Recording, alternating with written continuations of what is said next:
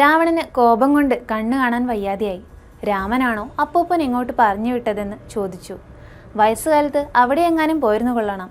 ഉപദേശം ആവശ്യം വരുമ്പോൾ വിളിക്കാം എന്ന് പറഞ്ഞ് മാലവ്യാനെ അധിക്ഷേപിച്ചു വിട്ടു. രാവണൻ മന്ത്രിമാരെ വിളിച്ചു. ഒരുത്തിനെയും പേടിച്ച് ഒളിച്ചിരിക്കാൻ നമ്മൾ തയ്യാറല്ല.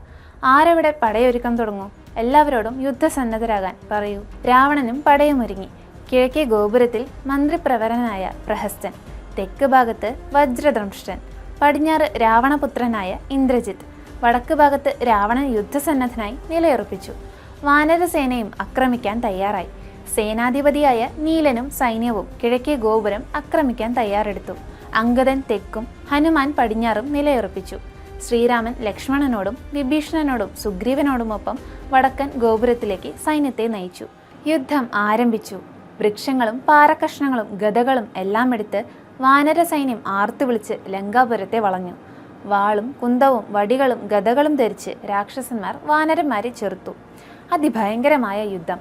ആർത്തനാദങ്ങളും അട്ടഹാസങ്ങളും ഉയർന്നു. വാനരന്മാരുടെ യുദ്ധസാമർഥ്യം കണ്ട രാവണന് ആകെ ആദിയായി.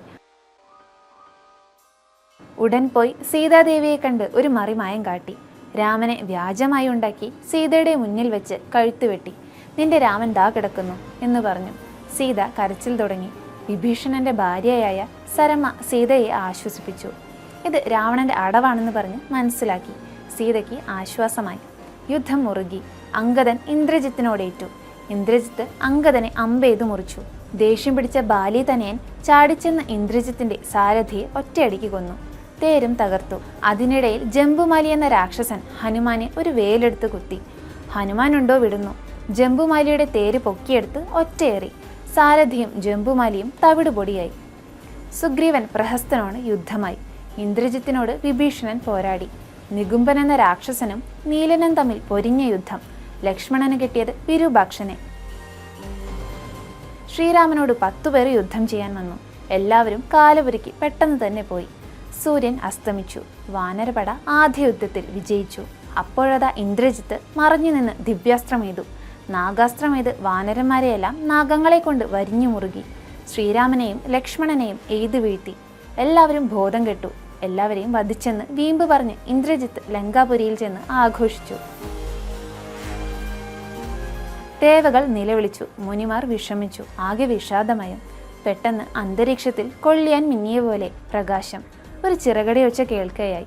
ഉജ്ജ്വല ശോഭയുടെ നാഗങ്ങളുടെ ശത്രുവായ ഗരുഡൻ, വിഷ്ണുവിന്റെ വാഹനം, ആകാശത്തിൽ പ്രത്യക്ഷപ്പെട്ടു. ഗരുഡൻ യുദ്ധമുഖത്തേക്ക് പറന്നിറങ്ങി. എല്ലാവരെയും വരിഞ്ഞു മുറുക്കിയിരുന്ന നാഗാസ്ത്രം ഗരുഡപ്രഭയാൽ ഇല്ലാതായി. ഗരുഡൻ ശ്രീരാമനെ വണങ്ങി. എല്ലാവരും ബോധം തെളിഞ്ഞെഴുന്നേറ്റു. രാമന്റെ അനുജ്ഞ വാങ്ങി ഗരുഡൻ ആകാശത്തിലേക്ക് പറന്നു മറഞ്ഞു. വാനരന്മാർ വർദ്ധിത വീര്യത്തോടെ ലങ്കാപുരിയെ ആക്രമിച്ചു. രാവണന് ഒന്നും മനസ്സിലായില്ല. വാനരന്മാരെയും രാമനെയും ലക്ഷ്മണനെയും എല്ലാം തോൽപ്പിച്ച് ഇന്ദ്രജിത്ത് തിരിച്ചെത്തി. അധികം നേരമായില്ല. അവന്മാർ വീണ്ടും ലങ്കാപുരിയെ ആക്രമിക്കുന്നു. എന്തുമാകട്ടെ, ദുംബ്രാക്ഷൻ പടയുമായി പോയി ജയിച്ചു വരാൻ രാവണൻ ആജ്ഞ കൊടുത്തു. ദുംബ്രാക്ഷൻ ആൾ ചില്ലറക്കാരനല്ല, ശക്തനാണ്. നല്ല ഗദായുദ്ധം അഭ്യസിച്ചവൻ. അമ്പെയ്ത്തിലും മോശമല്ല. പക്ഷെ എന്തു പറയാൻ, പോയത് പടിഞ്ഞാറ് ദിക്കിലൂടെയാണ്.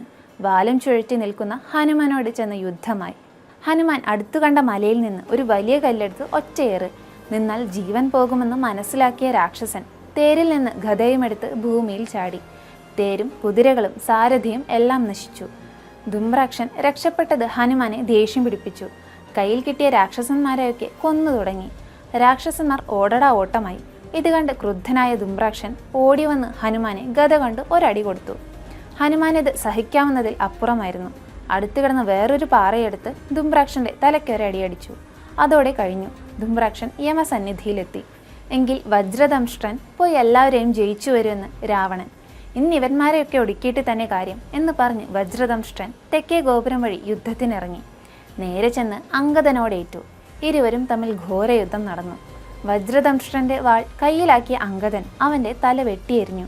അടുത്ത ഊഴം അകമ്പനൻ്റേതായിരുന്നു.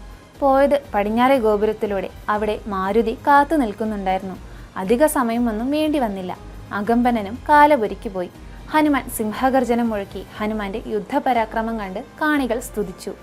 രാവണന് നാണക്കേടായി. പ്രഹസ്തൻ എവിടെയെന്ന് ചോദ്യമുയർന്നു. ഞാൻ എവിടെയുണ്ട് പ്രഭു? പ്രഹസ്തൻ വന്ന് കൈകൂപ്പി. ഞാനോ നീയോ അനുജനോ ഇപ്പോൾ പോരിനിറങ്ങിയേ പറ്റൂ. ആര് പോകും? ഞാൻ പോകാമെന്ന് പ്രഹസ്തൻ. ശരിയെങ്കിൽ ജയിച്ചു വരുമെന്ന് രാവണൻ അനുജ്ഞ കൊടുത്തു. മന്ത്രിമാരായ കുംഭഹൻ, മഹാനാഥൻ, ദുർമുഖൻ, സമുന്നതൻ എന്നിവരോടൊപ്പം മഹാരഥനായ പ്രഹസ്തൻ യുദ്ധത്തിന് പുറപ്പെട്ടു. കിഴക്കേ ഗോപുരത്തിൽ കൂടി ഇറങ്ങി അഗ്നിപുത്രനായ നീലനോട് യുദ്ധമായി. മന്ത്രിമാരായ 4 പേരും ഘോരമായി പൊരുതി. വാനരപ്പടയെ ഒടുക്കി തുടങ്ങി. ബ്രഹ്മപുത്രനായ ജാംബവാന് സഹിച്ചില്ല. പ്രഹസ്തന്റെ 4 മന്ത്രിമാരെയും അടിച്ചു ചുരുട്ടി കാലുപുരുക്കി പറഞ്ഞയച്ചു. പ്രഹസ്തനും നീലനും ദ്വന്ദ്വയുദ്ധമായി.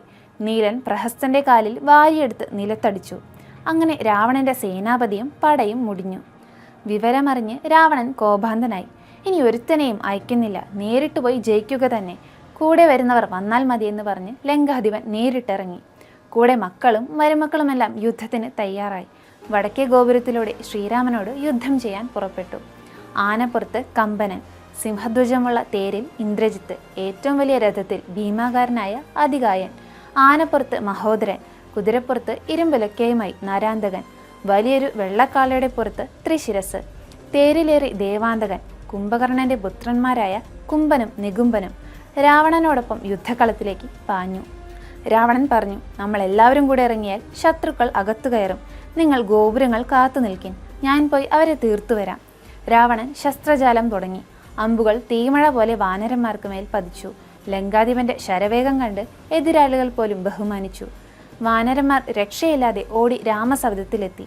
പ്രഭോ, അങ്ങല്ലാതെ മറ്റാർക്കും ഇത് തടയാൻ കഴിയില്ല, രക്ഷിക്കൂ എന്ന് പറഞ്ഞു.